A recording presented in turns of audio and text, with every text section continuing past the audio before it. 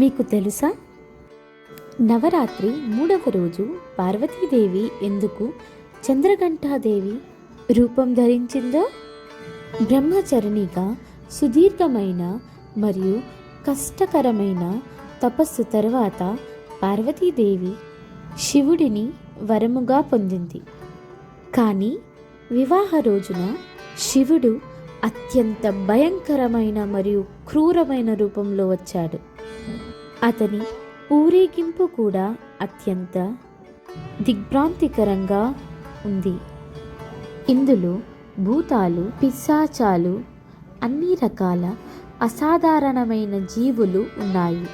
ఈ భయంకరమైన దృశ్యం అతిథులలో మరియు పార్వతీదేవి కుటుంబంలో తీవ్ర భయాన్ని మరియు గందరగోళాన్ని కలిగించాయి.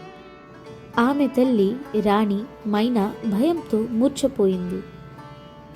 పరిస్థితిని శాంతింపచేయడానికి మరియు తన కుటుంబాన్ని కాపాడడానికి పార్వతీదేవి తన దైవిక శక్తిని చూపించాలని నిర్ణయించుకుంది. ఆమె చంద్రఘంటాదేవిగా మారింది. ఆమె నుదిటిపై గంటాకారంలో ఉన్న చంద్రవంకను అలంకరించుకుంది. అదే ఆమె పేరుకి మూలం. ఆమె నుదిటి నుండి వచ్చే గంట శబ్దంతో రాక్షసులను, దుష్టశక్తులను తరిమికొట్టింది. ఆమె పరివర్తన తర్వాత ఆమె శివుడిని అందమైన రూపంలో మారమని అడిగింది.